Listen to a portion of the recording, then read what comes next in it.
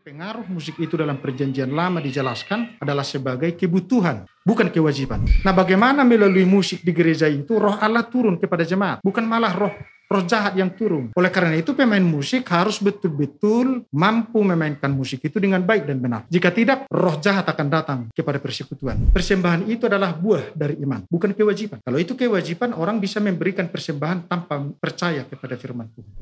Disitulah pemain musik itu menjadi seperti pemain konser, bukan pemuji Tuhan. Nah, sehingga banyak musik itu yang menjadi ribut di kuping. Halo, selamat pagi, siang, sore teman-teman. Bergantung waktu teman-teman menonton tayangan kami. Kembali lagi bersama dengan kami di podcast HKBP yaitu Sherlock, Sharing Teologi.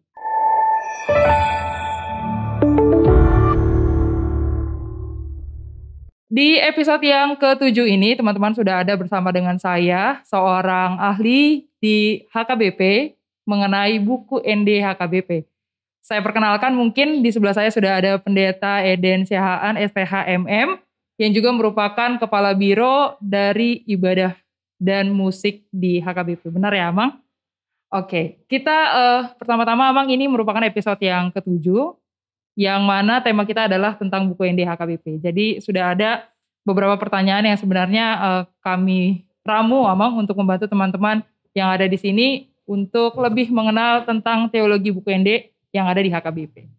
Saya mungkin langsung masuk ke pertanyaan pertama saja ya, Mang, tentang teologi yang menjadi dasar mengapa di agama kita, di agama Kristen, musik ini sangat penting, Amang. Mengingat mungkin di agama tetangga kita tidak ada musik atau juga nyanyi-nyanyian, tetapi kita dengan secara khusus memasukkan ini di dalam liturgi kita. Mungkin boleh dijelaskan, Amang? Ya, terima kasih. Jadi yang pertama sekali musik itu terdiri dari dua unsur itu dulu kan begitu. Yang pertama itu ada unsur vokalia namanya, yaitu bernyanyi. Yang kemudian yang kedua adalah unsur instrumentalia, yaitu alat-alat musik. Nah, kedua unsur ini digabungkan menjadi satu musik yang kita pergunakan untuk atau sebagai sarana untuk memuji dan memuliakan nama Tuhan. Nah, kemudian kita kalau kita berbicara tentang landasan teologi HKBP, kenapa kita harus melibatkan musik?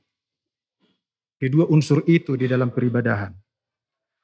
Harus kita cek dulu bahwa di dalam konfesi HKBP, saya catat di sini pasal 5 halaman 131, di sana disebutkan bahwa Allah memberikan bahasa, alat-alat musik. Nah, kemudian kesenian dan pengetahuan kepada manusia sebagai alat manusia untuk memuji dan memuliakan Allah. Termasuk memperindah persahabatan. Kita tahu dalam ibadah itu sebetulnya adalah persekutuan. Jadi nyanyian dan musik itu mengikat kebersamaan di dalam ibadah itu sendiri. Sehingga tidak ada kesaksian-kesaksian pribadi di dalam ibadah kita. Yang ada adalah kebersamaan kita. Kita secara bersama-sama memuji Tuhan dengan menggunakan musik, yaitu vokalia dan instrumentalia itu. Nah, kemudian kalau kita cermati tata ibadah HKBP, ada 7 kali kita bernyanyi. Nanti akan kita bahas selanjutnya. Dari situ kita lihat bahwa HKBP itu adalah the singing church, atau ya gereja yang bernyanyi. Dan kita tahu bahwa musik adalah alat utama dalam memuji Tuhan. Kalau kita cek misalnya dalam Mazmur 150 ayat 3 sampai dengan ayat 5. Saya kutip di sini, pujilah dia dengan tiupan sangkakala. Pujilah dia dengan gambus dan kecapi. Pujilah dia dengan rebana dan tari-tarian. Pujilah dia dengan permainan kecapi dan seruling. Pujilah dia dengan ceracap yang berdenting. Pujilah dia dengan ceracap yang berdentang. Alat-alat musik lokal tradisional yang dimiliki oleh orang Israel pada saat itu menjadi alat untuk memuji Allah sendiri. Nah, kemudian kalau kita cek lagi bagaimana perjanjian lama dan perjanjian baru berbicara tentang musik itu sendiri. Dalam perjanjian lama dijelaskan bahwa musik sudah menjadi kebutuhan, bahkan obat dalam kehidupan umat Israel. Kita tahu misalnya bagaimana Daud yang memetik kecapinya sehingga Saul yang kerasukan roh jahat menjadi segar kembali. Jadi itu menjadi obat. Jadi kalau kita misalnya memiliki beban hidup, ada orang-orang yang distressing oleh persoalan-persoalan tertentu, lalu dia mendengarkan lagu, apalagi lagu-lagu rohani, maka dia akan disegarkan kembali dan diberi pengharapan. Jadi pengaruh musik itu dalam perjanjian lama dijelaskan adalah sebagai kebutuhan, bukan kewajiban. Ini harus kita bedakan. Kebutuhan. Kemudian musik berperan dalam ibadah bait Allah, ya, dalam ibadah. Itu banyak nas yang menunjuk ke arah itu. Misalnya Mazmur 19, 20, 21, 48, dan lain-lain. Kemudian musik yang bernafaskan pujian kepada Tuhan dapat membuat jiwa seseorang merasa damai, bersukacita, dan dapat mengusir ketakutan. Pikiran jahat dalam diri manusia itu sendiri bisa pelan-pelan menjadi hilang karena terinspirasi dari musik vokalia terutama yang memiliki kata-kata bermakna tentang Tuhan, tentang firman Tuhan. Banyak sekali sebetulnya, bahkan dalam Yosua 6 ayat 4-20 musik itu mampu merobohkan tembok Jeriko. Walaupun kita tidak memaknai itu secara harfiah saat ini, tetapi kita memaknainya bahwa tembok Jeriko itulah sesuatu yang harus kita lalui. Tembok Jeriko masa kini adalah masalah yang harus kita lalui, yang harus kita taklukkan. Jadi bagaimana musik menginspirasi kita, memotivasi kita untuk menyegarkan, memberikan semangat yang baru. Jadi saya catat di sini banyak nas-nas Alkitab sebetulnya yang barangkali tidak cukup waktu bagi kita untuk menjelaskan ini. Tapi yang paling menarik dalam 2 Raja-Raja 3 ayat 15, Elisa memerlukan seorang pemain musik baginya agar roh Allah turun ke atasnya. Jadi sungguh luar biasa peranan musik itu. Agar roh Allah turun ke atasnya. Nah bagaimana melalui musik di gereja itu roh Allah turun kepada jemaat. Bukan malah roh jahat yang turun. Oleh karena itu pemain musik harus betul-betul mampu memainkan musik itu dengan baik dan benar. Jika tidak, roh jahat akan datang kepada persekutuan. Banyaklah itu nanti yang marah, yang tidak merasa puas. Tetapi ketika jemaat mendengarkan musik itu mampu mengarahkan pikirannya berkonsentrasi kepada Tuhan, maka roh Tuhan memang betul-betul dapat berkuasa atas hati dan pikiran jemaat itu. Maka baik pemain musik maupun tim song leader harus betul-betul mempersiapkan diri supaya melalui mereka Tuhan hadir dengan rohnya. Kemudian saya coba melihat misalnya dalam Perjanjian Baru. Kalau dalam Perjanjian Baru tidak banyak data-data yang kita temukan tentang musik secara instrumental, tetapi lebih banyak berbicara tentang bagaimana atau adanya nyanyian-nyanyian yang sudah turun-temurun dari Perjanjian Lama ke Perjanjian Baru. Dan juga nyanyian-nyanyian yang tercipta pada zaman Perjanjian Baru itu. Sehingga kita mengenal misalnya bagaimana Yesus menyanyikan sebuah nyanyian pujian bersama dengan para murid-muridnya. Yang dinyanyikan adalah Mazmur pasal 113 sampai 118. Yang secara tradisional dinyanyikan pada perayaan Paskah. Jadi Yesus juga sudah bernyanyi. Masakan kita tidak bernyanyi? Kan begitu kira-kira. Kita mengenal nyanyian pujian Maria. Misalnya dalam Lukas 1 ayat 46 sampai 55. Ada nyanyian pujian Zakaria, ada nyanyian malaikat, ada nyanyian Simon, ada nyanyian Kristus Filipi 2 ayat 5 sampai 11. Nyanyian-nyanyian dalam kitab Wahyu. Nah, jadi berbagai nyanyian itu ada dijelaskan dalam Perjanjian Baru. Bahkan dalam kitab Wahyu dikatakan sampai ke surga pun kita akan bernyanyi. Bukan hanya di dunia ini. Nah itulah kira-kira kalau kita berbicara tentang landasan-landasan teologis, landasan alkitabiah dari kenapa kita harus bernyanyi dalam ibadah. Berangkat dari penjelasan Amang tadi, saya jadi sedikit penasaran Amang terkait dengan sebenarnya bagaimana peran musik ini juga mungkin secara khusus buku ND yang kita bahas hari ini untuk mempengaruhi pertumbuhan jemaat Amang, pertumbuhan iman yang mereka alami melalui adanya musik dan buku ND HKBP ini. Jadi yang pertama sekali buku ND ini adalah cetusan dari iman kita. Dan juga mengingatkan iman kita kembali, menyegarkan iman kita. Kemudian buku ND itu juga menjadi kesaksian jemaat secara umum. Dan juga pengakuan iman. Jadi ada banyak hal yang terkandung di dalam buku ND itu. Atau buku nyanyian itu. Jadi secara umum boleh dikatakan musik berperan membantu jemaat menyanyikan buku ND HKBP khususnya ketepatan irama, tempo, dan seterusnya. Jadi semua itu disesuaikan dengan jiwa lagu itu sendiri. Kalau itu betul-betul dinyanyikan, maka disitulah iman semakin terbangun. Tetapi kalau salah menyanyikan, harmonisasinya terganggu dan lain sebagainya, tentu bisa saja nyanyian itu menjadi formalitas, tanpa penghayatan dan lain sebagainya. Kemudian buku ND itu juga dapat membangun semangat jemaat untuk memuji dan memuliakan Tuhan. Dapat kita bayangkan kalau kita beribadah tanpa nyanyian, tanpa bernyanyi. Jadi nyanyian itu juga membangun semangat. Dan nyanyian itu kalau betul-betul direnungkan, dihayati, kata per kata, kalimat per kalimat, nah disitulah semakin terbangun iman itu kepada Tuhan. Kemudian juga disesuaikan dengan pengalaman kehidupan sehari-hari. Nah, saya kira kalau itu disesuaikan dengan pengalaman kehidupan sehari-hari, maka kita akan mengaku apa yang dinyanyikan itu adalah benar adanya. Kira-kira seperti itu. Saya masuk ke liturgi peribadahan HKBP emang. Seperti kita ketahui sebenarnya di dalam liturgi peribadahan HKBP di setiap minggunya terdapat 7 nyanyian di dalam tata ibadah. Nah ini bolehkah dijelaskan sedikit Amang, mengapa harus 7 dan seberapa pentingkah sebenarnya jumlah ini dalam liturgi peribadahan HKBP? Ya, jadi sangat menarik pertanyaan ini saya kira.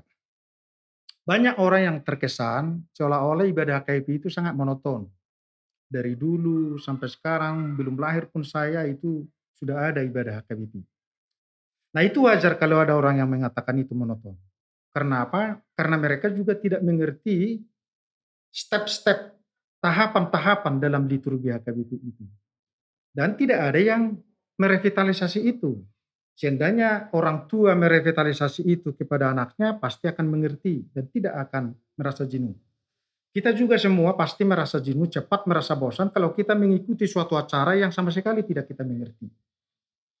Tetapi kalau acara itu kita mengerti, pasti kita dengan antusias untuk mengikutinya.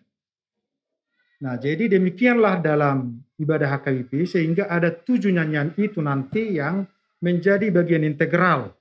Jadi bukan pembantu dalam ibadah, tapi bagian integral di dalam ibadah itu.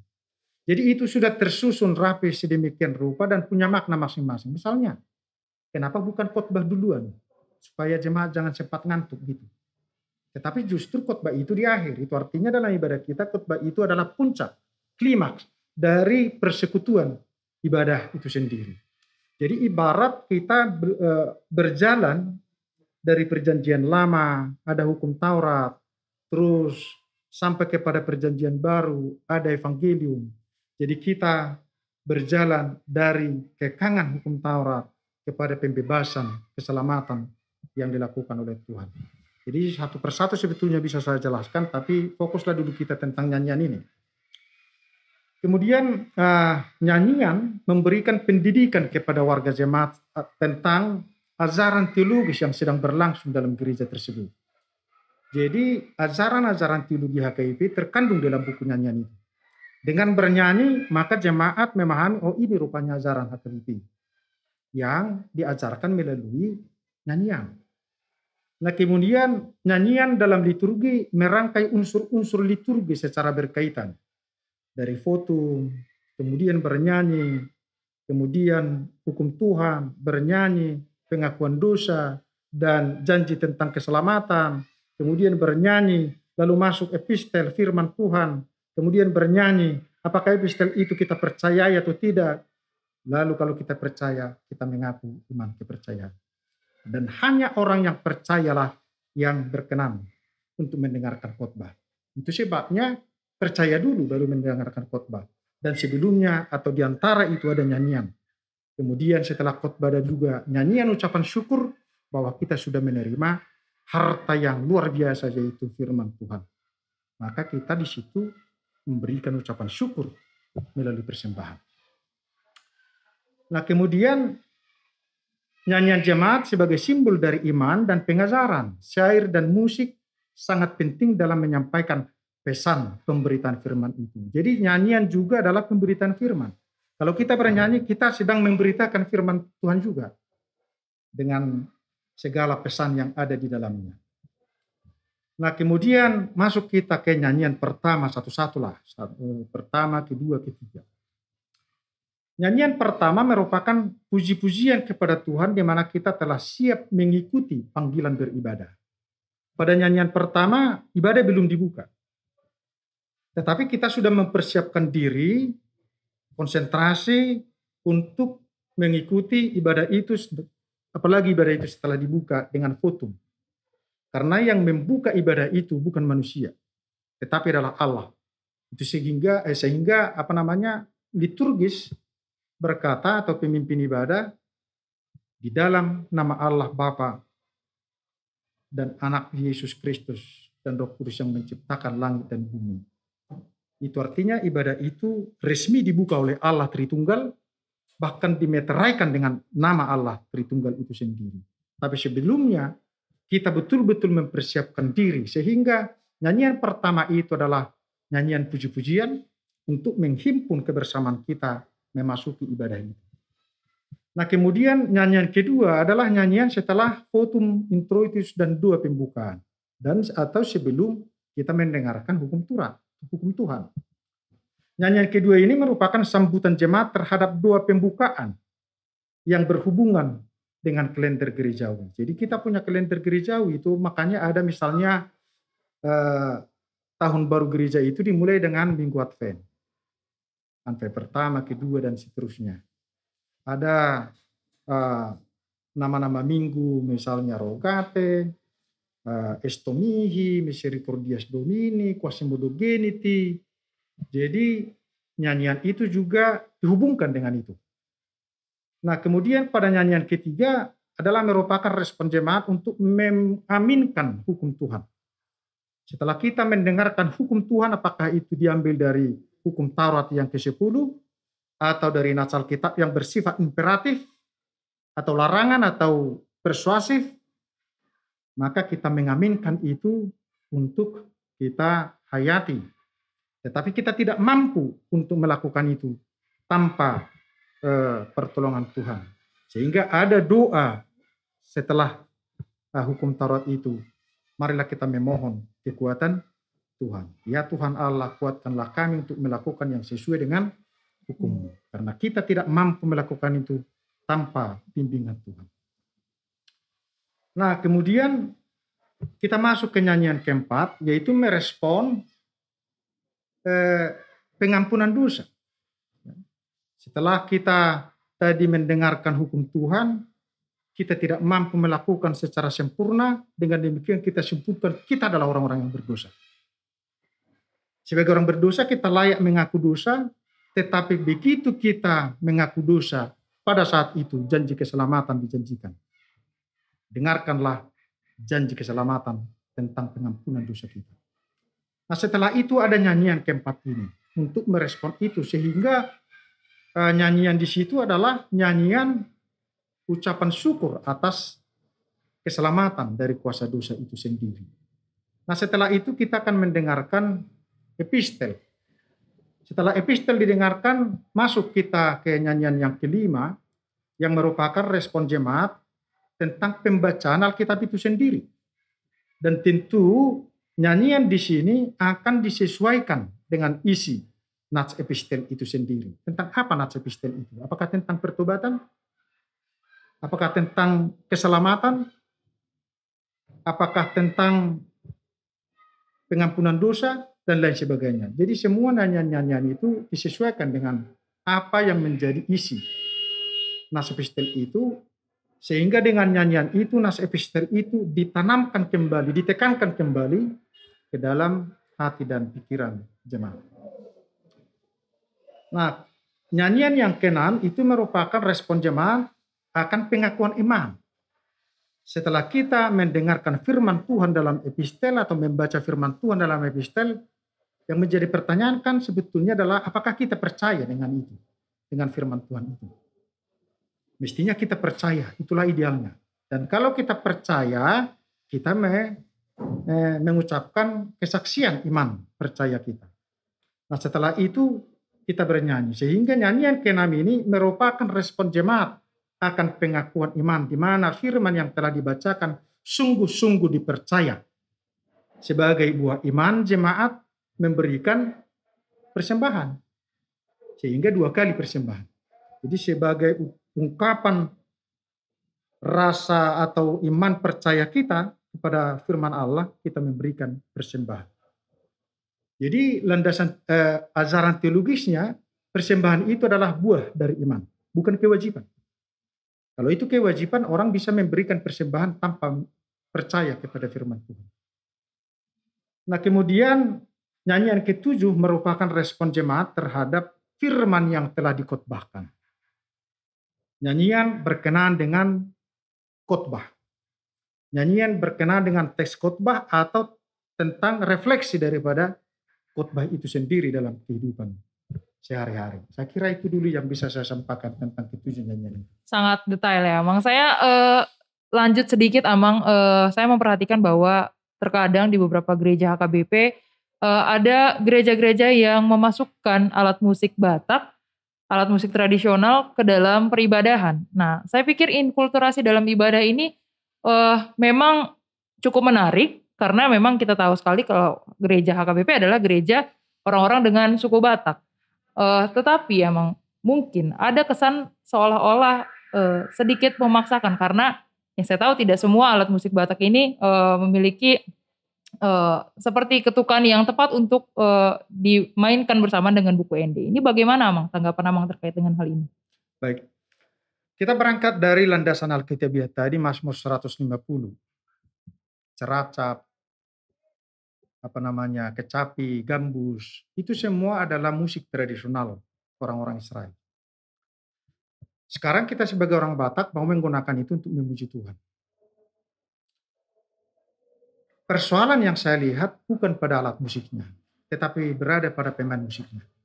Apapun alat musik yang kita pergunakan, kalau pemain musik itu tidak mengerti not yang ada di dalam buku logu umpamanya, bagaimana cara memainkan musik untuk not-not atau nada-nada, not-not seperempat, setengah, seperdelapan.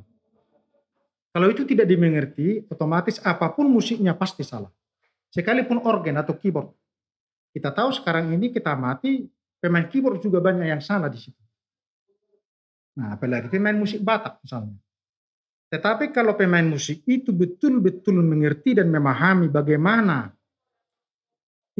interpretasi lagu tertentu dan bagaimana cara memainkan, menyanyikan not-not sesuai dengan harganya, saya kira tidak ada masalah.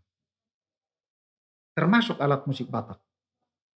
Nah, oleh karena itu bagaimana supaya setiap pemain musik, apakah itu pemain musik modern atau pemain musik tradisional, hendaklah mereka memahami dulu apa yang tertulis dalam buku ND itu, not-not baloknya itu, baru mereka memainkan itu. Tidak ada yang tidak bisa dimainkan dengan alat musik. Memang ada kelemahan. Misalnya alat musik Batak itu kan, dan hampir semua alat musik tradisional tergolong pentatonik. Memiliki nada, tangga nada hanya 5 not.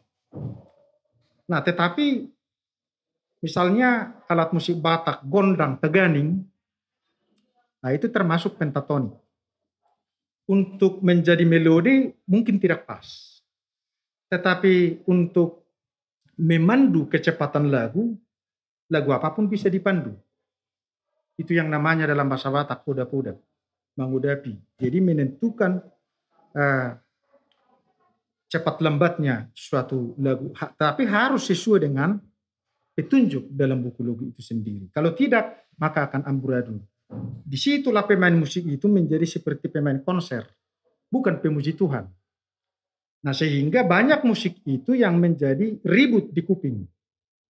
Karena mereka tidak memahami dinamika, harga lagu, harga not, interpretasi lagu. Nah, apalagi Taganing orang Batak itu, kalau dia berfungsi sebagai penentu tempo, sesuai dengan buku lagu misalnya, itu bisa kepada segala kunci. Dari manapun nada dasar bisa diiringi. Nah, kecuali kecapi harus di setel senarnya, seruling harus kita miliki misalnya 11 potong, satu potong satu kunci. Nah, itu tinggal mengganti aja sesuai dengan kunci. Nah, garatung misalnya cenderung kunci F atau kunci S sama dengan Do. Nah, kalau itu tidak mungkin mengiringi kecuali lagunya dari 3 mol misalnya atau 1 mol. Nah, itu kelemahannya. Tetapi kalau kita pemain musiknya paham dulu dengan itu. Nah, misalnya kan interpretasi lagu ini pun kalau mereka tak mampu melakukan interpretasi lagu, misalnya seperti ini. Naropa dauni buluni. Ini kan cenderung dinyanyikan sangat lambat dan menangis. Orang menangis. Naropa dauni bo. Coba diinterpretasi dulu lagu itu. Pandauni boloni itu apa sebetulnya? Itu kan dokter. Kita sudah sakit. Kita lihat di pintu sana, di pintu rumah kita sudah datang dokter. Masa kita nangis-nangis lagi bernyanyi? Tentu kita sudah harus semangat karena dokter sudah datang. Maka kita harus menyanyikan itu. Naru pandauni bulun. Apalagi yang datang itu pandauni bulun atau dokter yang agung, yaitu Yesus Kristus sendiri. Nah, jadi hal-hal atau persoalan-persoalan seperti itulah yang harus dipahami oleh baik song leader maupun pemain musik, alat musik apapun yang digunakan, apakah modern, gitar dan lain sebagainya, drum. Kemudian juga bagaimana mereka mengatur volume. Jangan sampai suara jemaat yang bernyanyi ditutupi oleh suara song leader dan pemain musik. Trompetnya terlalu kuat, gondangnya terlalu kuat. Nah, itu makanya musik itu adalah musik meditatif, bukan demonstratif, bukan konser, bukan pertunjukan. Nah, ketika song leader dan alat musik, apakah itu tradisional Batak atau musik modern, mendominasi suara jemaat, maka pasti ibadah itu bukan lagi ibadah yang semestinya. Bisa mengganggu konsentrasi jemaat untuk bersekutu dengan Tuhan. Itu sebabnya saya catat di sini, alat musik selain organ sebetulnya bisa masuk dalam ibadah. Tetapi prinsipnya harus mengikuti irama, mengikuti birama, tempo yang sesuai dengan jiwa nyanyian itu. Jiwa nyanyian itu dapat kita ketahui dengan interpretasi apa yang tertulis di situ. Jadi bukan hanya dinyanyikan tanpa memahami apa syair yang sedang tertulis di situ. Kemudian musik juga harus mengikuti aransemen lagu HKBP yang terdapat pada buku lagu itu. Jadi itu saya kira harus diperhatikan oleh para pemain musik. Pemakaian alat musik juga tidak selamanya harus dimasukkan mengiringi ibadah. Contoh ada mungkin lagu buku NDHKBP yang tidak cocok diiringi alat musik atau drum dan lain-lain. Misalnya ketika kita dalam pengakuan dosa, di situ sebetulnya kita sedang hening. Jadi tidak cocok itu dengan musik-musik yang sangat kuat atau terlalu bersemangat seperti itu. Jadi musik harus mengikuti aransemen lagu HKBP seperti yang terdapat dalam buku itu sendiri. Saya kira itu yang bisa dapat saya jelaskan. Masih berkaitan dengan hal itu, Amang. Kita tahu sendiri bahwa sekarang banyak sekali di HKBP seperti diadakan ibadah alternatif. Mungkin beberapa gereja mengadopsi itu untuk khusus teman-teman jemaat Naposo Bulung, remaja dan Naposo Bulung. Nah, sering kali emang mereka, ini juga mungkin pengalaman pribadi saya, ada yang bertanya kepada saya, mengapa kita, tidak atau mungkin belum, tapi juga ada di gereja beberapa gereja yang memasukkan lagu pop rohani di dalam tata ibadah ini. Nah ini sebenarnya, esensinya seperti apa Amang? Apakah sebenarnya memang boleh atau jikapun tidak, adakah alasan teologis yang berkaitan dengan hal ini Amang? Ya, yang pertama sekali HKBP memiliki 864 lagu dalam buku ND itu. Sebetulnya itu lebih dari cukup. Dan di dalam lagu-lagu itulah dituangkan ajaran teologi HKBP yang patut diimani oleh kita secara bersama-sama. Bahkan hal itu menjadi penting, artinya pengajaran teologi itu menjadi penting, itu sebabnya buku ND itu harus melewati pembahasan komisi teologi. Nah, kenapa lagu-lagu pop rohani tidak kita masukkan dalam buku, dalam ibadah HKBP? Ya, karena itu belum melalui pembahasan komisi teologi HKBP. Nah, namun kecuali misalnya lagu-lagu rohani itu dinyanyikan dalam ibadah oleh paduan suara tertentu atau vokal grup, karena banyak jemaat sekarang yang memiliki vokal grupnya. Tetapi itu pun harus terlebih dahulu diteliti oleh pelayan, pendeta, atau pertohonan, apakah ada dari kalimat-kalimat atau syair nyanyian rohani itu yang bertentangan dengan dokumen HKBP. Misalnya apa itu dokumen HKBP? Agenda HKBP, konfesi HKBP. Ya, sepanjang itu tidak bertentangan dengan konfesi HKBP, RPP HKBP, ajaran HKBP dalam agenda, apalagi dalam Alkitab, ya silakan aja dinyanyikan oleh kelompok-kelompok tertentu, tapi bukan dalam ibadah. Karena apa yang kita masukkan dalam buku ND itu adalah hasil pergumulan komisi teologi. Dicek dulu itu semua, sesuai dengan Alkitab, dokumen-dokumen HKBP. Kemudian setelah itu dicek, diperiksa oleh para pelayan setempat. Nah, silakan aja itu dipergunakan. Misalnya lebih baik kita rekomendasikan dipergunakan pada ibadah-ibadah padang, ibadah-ibadah retreat, seperti itu. Nah, kemudian prinsipnya adalah bahwa ibadah bukan untuk menyenangkan hati manusia. Nah, ini yang kita lihat menjadi persoalan. Kenapa kita ingin berkeinginan untuk menggunakan lagu-lagu yang ada di luar buku NDHKIP? Pasti itu karena keinginannya. Itu karena keinginan orang yang bersangkutan. Nah, ini yang harus kita hilangkan dalam ibadah. Ibadah itu bukan sesuai selera kita, bukan sesuai dengan keinginan kita, tetapi kita memuji Tuhan atas berkat-berkat-Nya. Jadi kita harus bedakan keinginan kita dengan apa yang sudah ditetapkan oleh gereja, yaitu nyanyian-nyanyian yang masuk di dalam ibadah itu. Saya kira itu dulu yang bisa saya sampaikan tentang itu.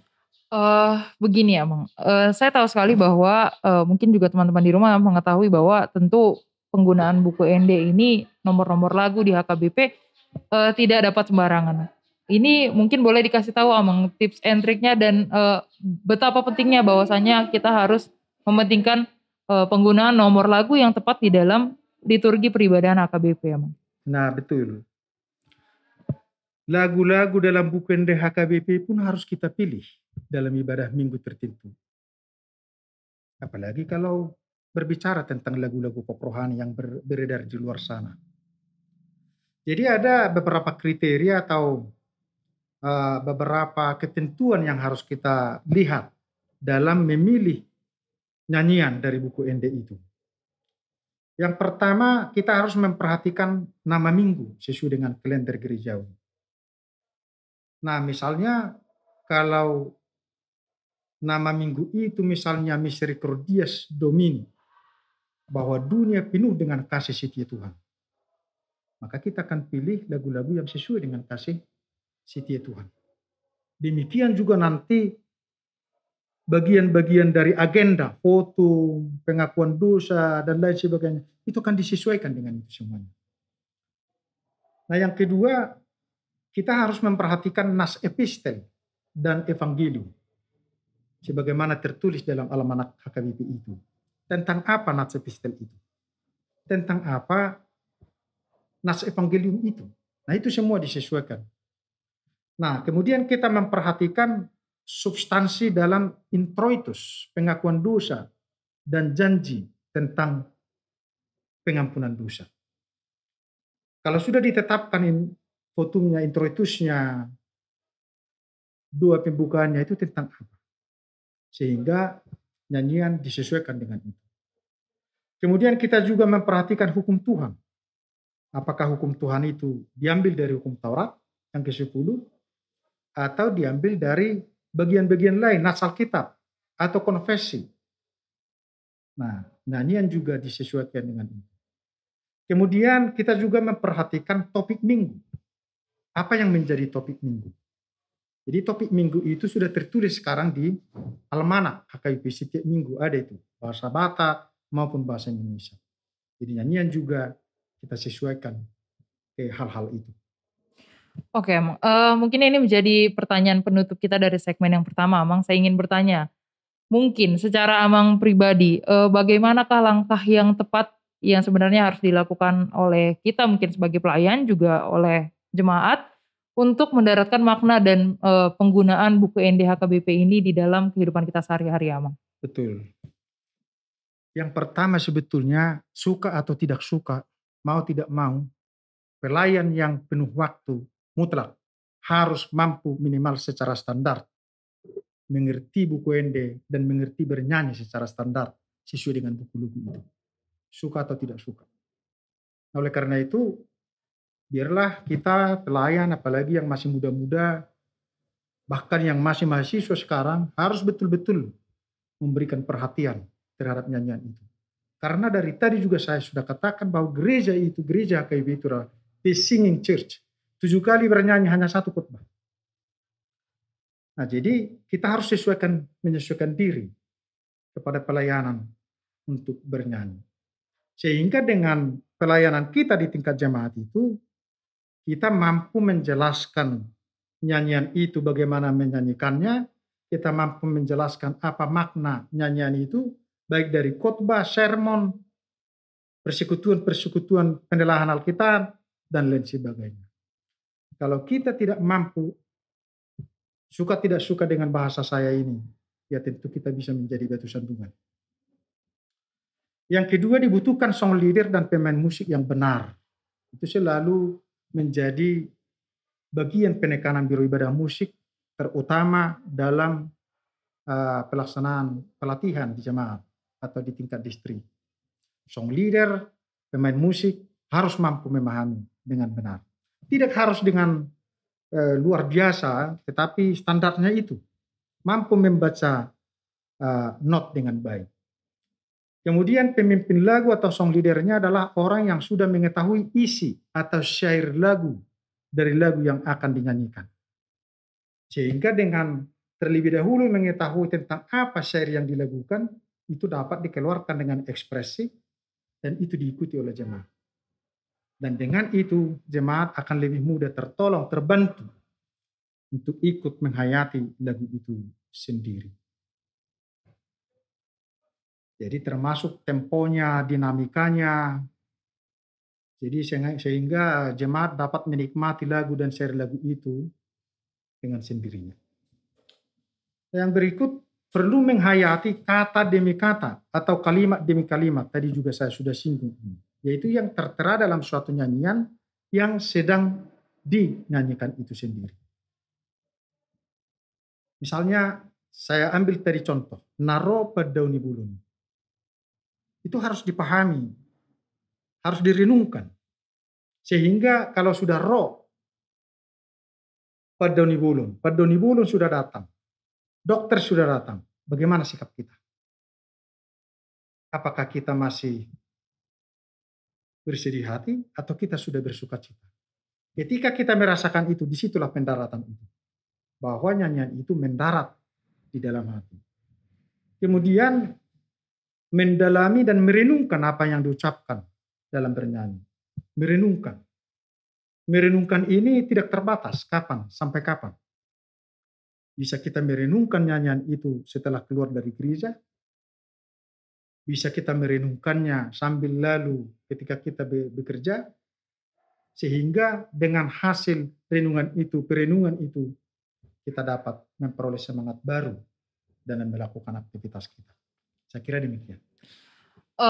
Terima kasih banyak Abang, itu jadi penutup kita di dalam segmen yang pertama ini. Terima kasih untuk ilmunya terkait dengan buku ND. Emang saya berharap saya dan juga teman-teman yang menonton tayangan kita hari ini dapat tercerahkan lebih lagi terkait dengan buku ND HKBP. Kita akan lanjut ke segmen yang kedua setelah ini. Teman-teman jangan kemana-mana, kita lanjut di segmen ngojol, ngobrol bareng jemaat online.